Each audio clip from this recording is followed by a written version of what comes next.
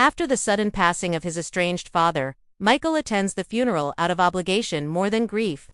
The atmosphere is tense, with old family wounds barely concealed beneath polite condolences. But nothing prepares Michael for what his brother-in-law Brad whispers at the gravesite. "Your wife gets it all."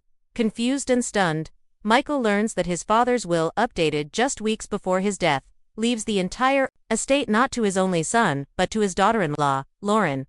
What begins as bewilderment turns into a desperate quest for answers.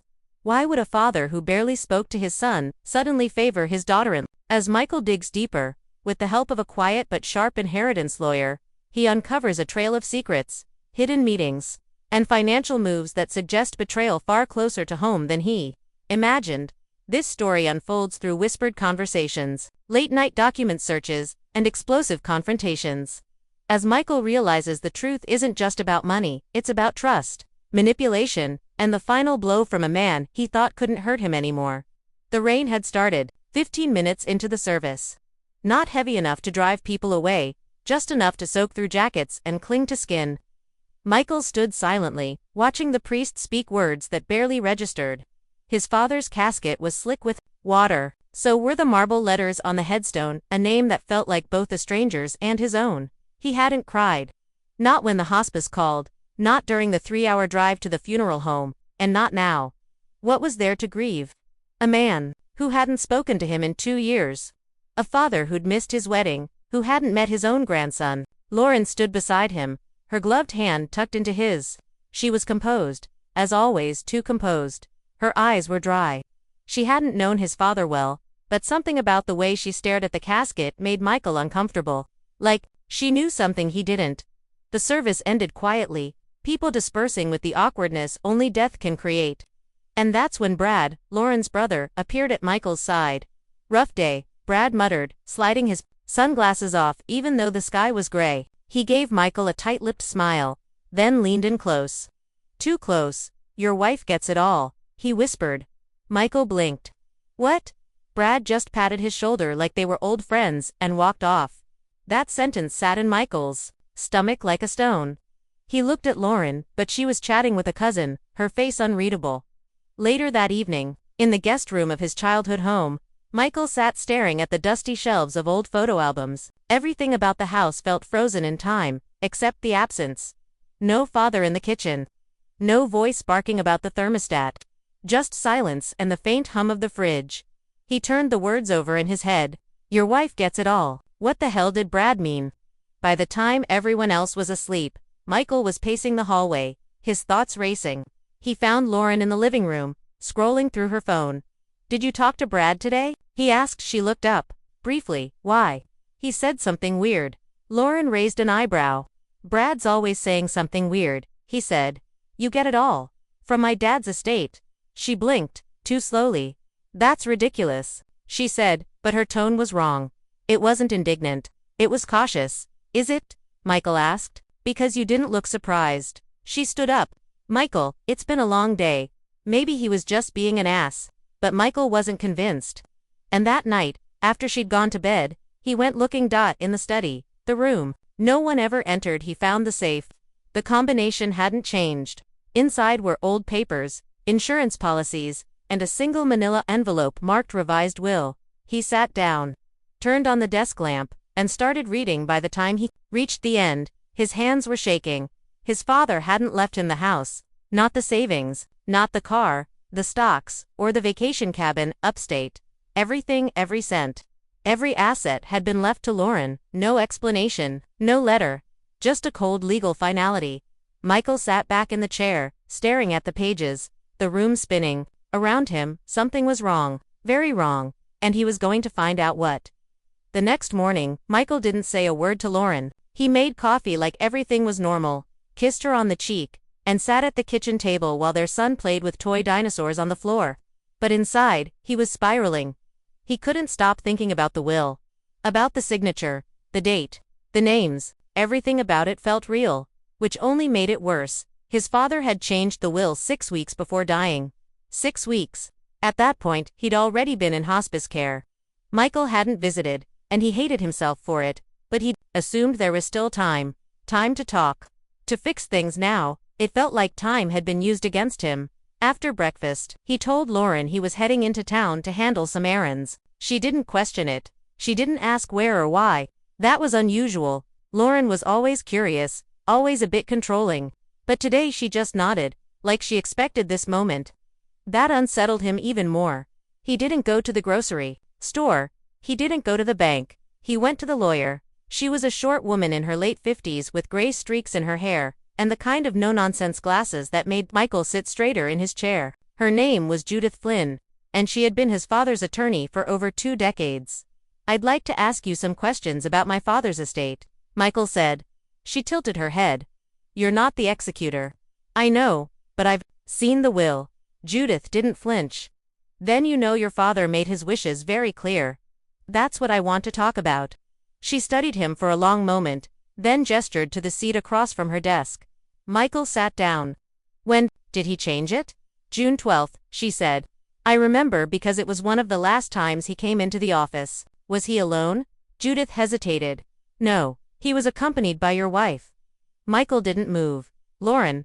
"Yes." His heart started to pound. "Did she say anything? Did she suggest anything?" "She sat quietly during most of it. Your father seemed resolute. He dictated everything." Lauren barely spoke. Michael stared at her, trying to piece together the moment in his head. Was he coherent? Judith's eyes narrowed. "He was. Tired, weak, but lucid.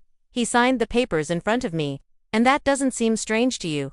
"Leaving everything to his daughter-in-law." She paused, then said carefully, "He made it clear he had his reasons. He said you had walked away from the family and that Lauren had stayed in touch." Michael felt his stomach turn. "That's not true. I called, I wrote." He didn't see it that way. A silence fell between them. Then Judith added, almost reluctantly, "He also mentioned something about responsibility. That Lauren knew how to protect what mattered. That she understood loyalty." Michael stood up to fest. His chair scraped the floor. "That doesn't sound like my father." "No," Judith said softly. "It doesn't." There was something else in her voice. Not doubt exactly, but discomfort. Like she knew more than she was willing to say. Michael left the office, with 1,000 thoughts crashing through his head.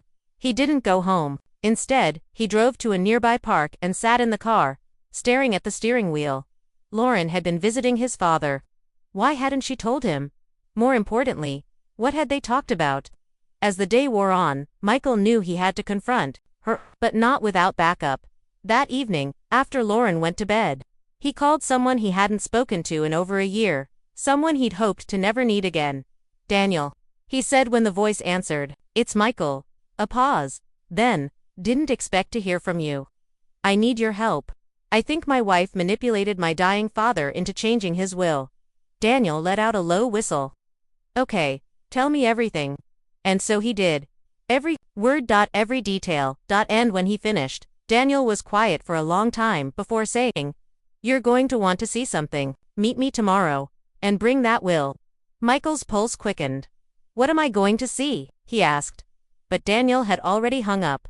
The coffee shop was half empty, with the kind of cold light that made everything feel more serious. Michael arrived early, gripping the folder with the will so tightly his knuckles were white. He hadn't slept. His mind kept circling back to Judith Flynn's words: loyalty, responsibility, things his father never associated with Lauren, not openly, at least, and if he had, why hadn't he told Michael? Daniel showed up 10 minutes late. Same leather jacket, same disheveled hair. He looked like someone who used to care about rules, once, a long time ago. They didn't shake hands. "You look like hell," Daniel said, sliding into the booth. "I've been digging through a grave," Michael replied. "Feels appropriate." Daniel nodded toward the folder. "That it?" Michael handed it over. Daniel opened the will carefully, scanning it like someone who'd done this 100 times. He was a forensic analyst now, specializing in fraud. They'd met years ago through mutual friends when Michael was still working in compliance. Back when things were simpler. "So," Michael asked. Daniel didn't answer at first. He just kept flipping pages, then reached into his bag and pulled out a black penlight. He held one page up to the light and leaned in, then he froze. "What?" Michael leaned forward. Daniel tapped the paper. "The signature, your father's. What about it?" "It's off." Slightly slanted, heavier pressure on the downstrokes. He always signed with a light hand, right? Yeah, Michael said slowly. This one looks like someone trying to imitate his hand, but pressing too hard. Probably nervous. Michael felt his stomach flip. You think it's forged? I think it's suspicious. And I've seen enough forged signatures to know when something doesn't feel right. Michael swallowed hard. Could Lauren do that? Daniel gave him a look. Anyone can forge a signature.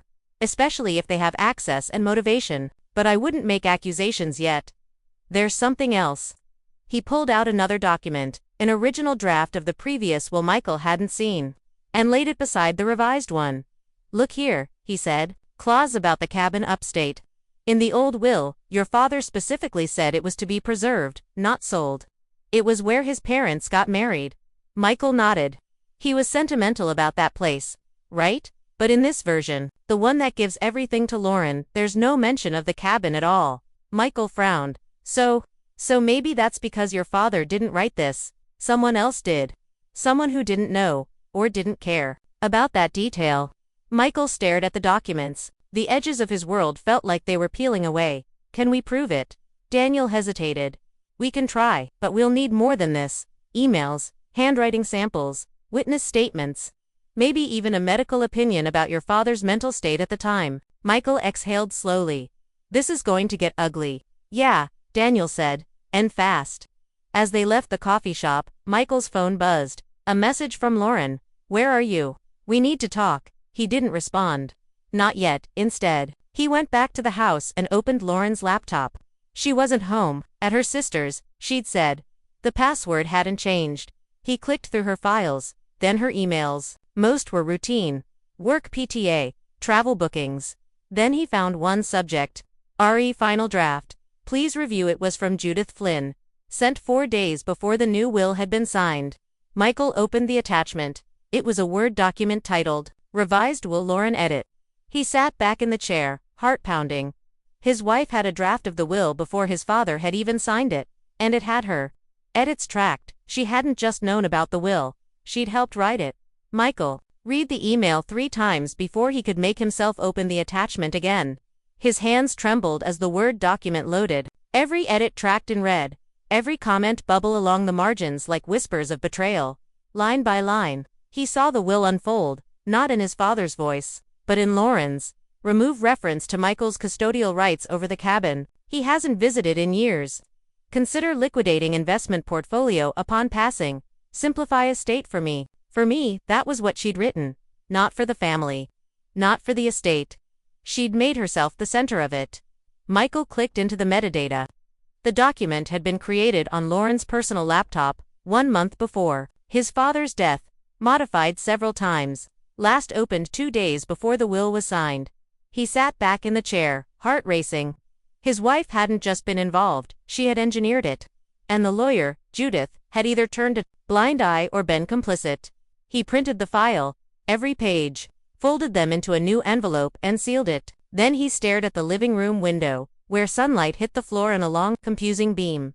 By the time Lauren returned, Michael had rehearsed what he'd say a dozen times. But when she walked in, carrying takeout and smiling like everything was normal, his mouth dried up. There you are, she said, setting the bag down. I was starting to get worried. Michael didn't speak. He waited. Lauren glanced at him, then at the envelope on the table. What's that? Your words, he said quietly. Your edits. Her eyes flickered, just for a second, and that was enough. I don't know what you think you've found. Stop. She did. You lied to me, he said. You were visiting my father behind my back. You talked to him. Convinced him to change everything. That's not true, she said, her voice suddenly smaller. He asked me to help. To help write your own inheritance. Lauren went still. The confidence slipped. He didn't trust you, she said. You stopped answering his calls. He told me you didn't care. I was trying to protect myself. Michael snapped. He was cruel. He used guilt as a weapon. You knew that. And yet you still expected a reward, she said coldly. Michael stared at her. I expected decency. Silence. Then she folded her arms. You want to make this legal? I already have, he said. I've got a forensic analyst reviewing everything. And if we prove forgery, you could be facing real charges. You wouldn't, she said. Not with our son. Not to him. Michael's throat tightened. "Don't bring him into this. He's already in it," she said. "And if you think dragging this through court is going to be good for him, you're wrong." He could barely see straight. "How long?" he asked. "How long were you planning this?" Lauren didn't answer. That silence said everything. He grabbed the envelope and headed for the door. "Where are you going?" "To see someone who actually cared about the truth."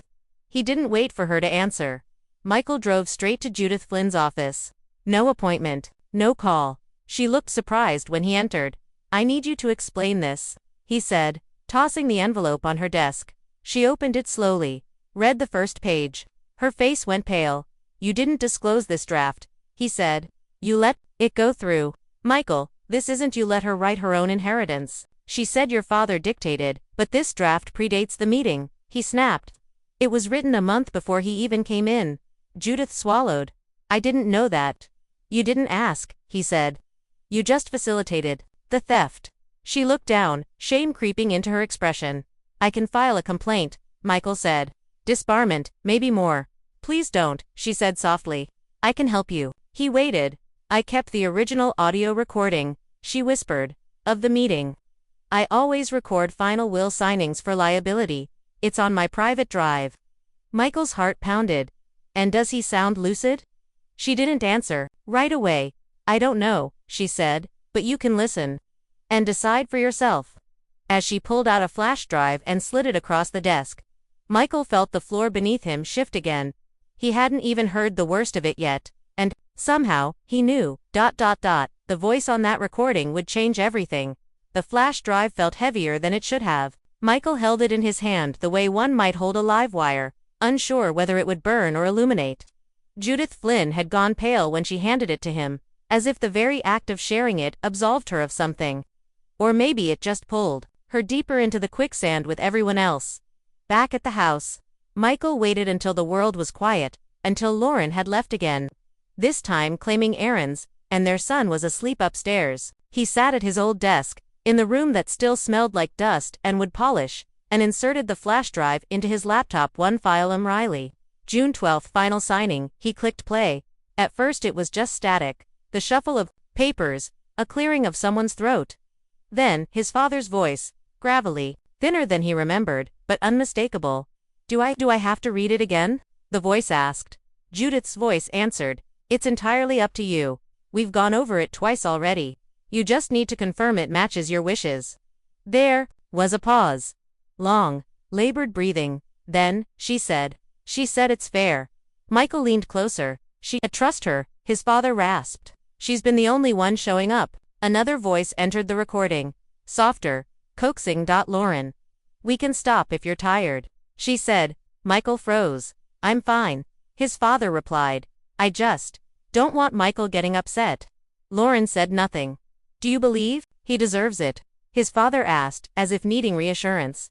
Another pause. Then her voice, barely audible. "I think you have to do what's best." Michael paused the recording. That one sentence, that one whisper, it wasn't illegal, it wasn't forceful, but it was manipulative. It was planted. Right at the moment when a dying man was doubting everything. He hit play again. His father began signing. The pen scratched loudly, awkwardly, the kind of sound that didn't match the signature Judith had once shown him. The elegant, sweeping M. Riley he remembered seeing on report cards, birthday checks, old letters. At the end of the recording, Judith gave a confirmation. ATIMESTAMP. And then silence. Michael sat there, staring at the screen. Lauren had coached him, nudged him, subtly, maybe, but enough to steer the outcome. He opened his email and sent the audio file to Daniel. 10 minutes later, Daniel called. "This is good," he said. "Not perfect, but it's something." She manipulated him. "Yes, and the signature still looks suspicious. We need an expert opinion." "I want to confront her," Michael said. "No," Daniel snapped. "You let her talk and she'll spin it. You go quiet, you go smart. You go legal." Michael hung up and paced the room, fists clenched. But then he made a decision. That night, when Lauren came home, he didn't speak. He watched her unpack groceries, smiling as if nothing had happened, and he said nothing. The next morning, he filed a formal request through the court to contest the will. By the end of the day, Lauren had received notice. She stood in the kitchen, the envelope in her hand, disbelief flashing across her face. "You're challenging it," she said, voice rising. "Are you serious?" "I have to protect what's mine," he said quietly. "What my father would have wanted before you got to him." Lauren's face twisted. "You really think a judge is going to side with the son who disappeared over the woman who stayed?" "You didn't stay," Michael said. "You waited, and then you took—" He walked past her. But before he reached the door, she said something that stopped him cold. "You have no idea what your father said in private. You only know what you want to believe. But if you keep going, I'll show you everything. And you won't like what you see." Michael turned slowly. "What does that mean?" She didn't answer, but her silence was more dangerous than any lie she'd told so far. Whatever she was hiding, it wasn't just about the money. There was something else buried in that silence, and it was about to come out. The words clung to Michael's skin long after she left the room. "I'll show you everything. And you won't like what you see." It echoed with menace, not desperation, not defense, threat. He couldn't sleep, not even for an hour. He lay awake in the guest room with his phone clutched in his hand, watching the shadows move across the ceiling. His mind kept replaying Lauren's tone, the way her eyes had shifted, not out of fear, but out of calculation. By morning, Michael had decided, if Lauren had something, he needed to find it first. She wasn't just protecting the money. She was guarding a secret. Something darker than inheritance. Something personal. He started with the external hard drive they used for family photos and videos. It was kept in the bottom drawer of the living room cabinet, labeled 2016 to 2024 Family Archive. He plugged it in, opened the folders. Vacation photos, first steps, birthday parties. Then he found a folder marked simply, Dad. Inside were 6 video files. He clicked on the first dot. It was a handheld clip, a little shaky. Lauren was behind the camera, filming Michael's father at the hospice. He looked thinner than Michael remembered, almost unrecognizable, but alert. He was laughing about something, a nurse telling a joke off screen. The second clip was quieter, Lauren reading to him. Nothing suspicious, almost sweet. Then the third. This one had no sound. It was just Lauren holding a document in front of him. She points to a section. He nods. The fourth clip, gone, deleted. Michael's stomach dropped. He checked the recycle bin on the drive, empty. He downloaded a file recovery program and let it run. It took 2 hours, then it found it. The 5th of June 2024_recording. For MKV, the metadata said it had been deleted 3 days after his father's death. He clicked play. The video opened on Lauren standing next to the hospice bed. The camera was propped on something, recording without being held. His father was struggling to sit up. His voice was weak, slurred. You don't know what's happening," he muttered. "You're just tired," Lauren said. "But we're almost done. You just need to sign the final version." "I already did." "No," she said quickly. "That was the draft. This one is clearer, easier. You wanted it simpler." He reached for the pen. Fumbling. Lauren picked up his hand and guided it. Michael felt something crack inside him. She wasn't suggesting, she was directing. The signature, barely legible, was scribbled under her grip. And then the camera tipped slightly.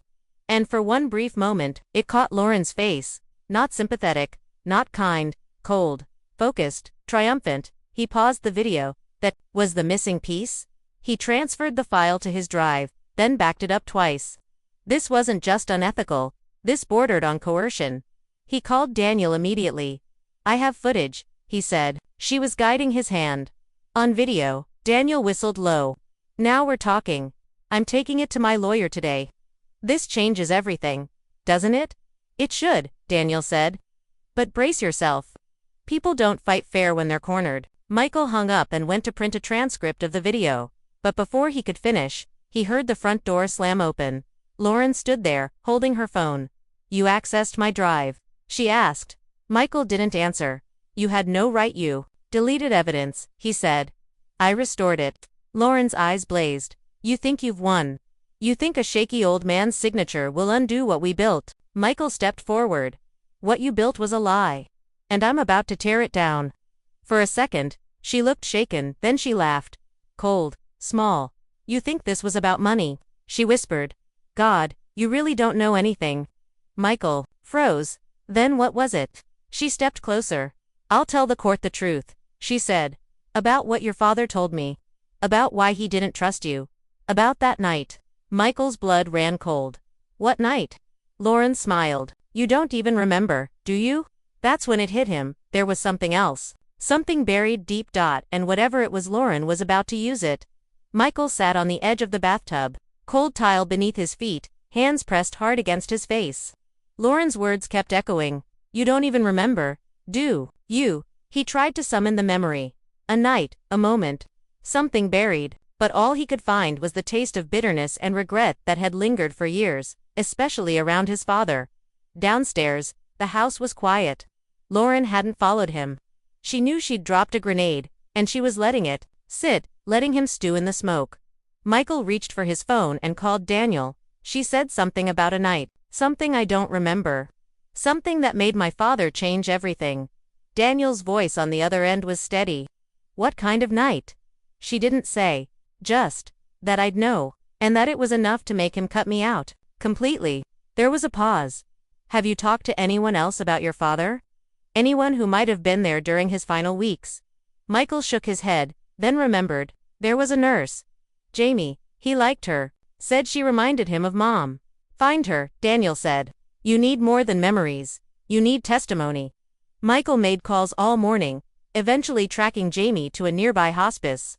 When he finally reached her, she sounded surprised to hear from him, but not cold. She agreed to meet, said there were things she never felt right about. At the cafe, Jamie arrived with tired eyes and a worn cardigan, like someone who carried stories she wasn't supposed to tell.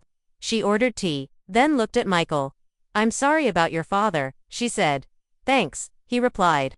I need to ask you something. About a conversation he may have had with my wife. Or with anyone. Did he mention a reason for changing his will? Jamie hesitated, then nodded slowly. There was a night, about 2 months before he passed. He was upset, said something about being betrayed. He wouldn't let anyone in the room but me. Michael leaned in. What did he say? Jamie looked down at her tea, then back up. He said he'd seen something. Heard something on a phone call. Said he couldn't trust you anymore. That you'd lied to him about where you were. Michael blinked. I don't know what that means. Jamie reached into her purse and pulled out a small, folded piece of paper. I wasn't supposed to keep this, but he made me write it down. Said if anything ever happened, someone should know. Michael unfolded it. It was his father's handwriting. Messy, rushed. June 3rd, Michael lied. Said he was in Boston. I heard Lauren call him. He was here, in town. Why lie? What's he hiding? Michael's blood turned to ice. June 3rd. He wasn't in Boston. He remembered now. He'd told Lauren he had a work trip, but he had driven to town, booked a motel room, and stayed for a night.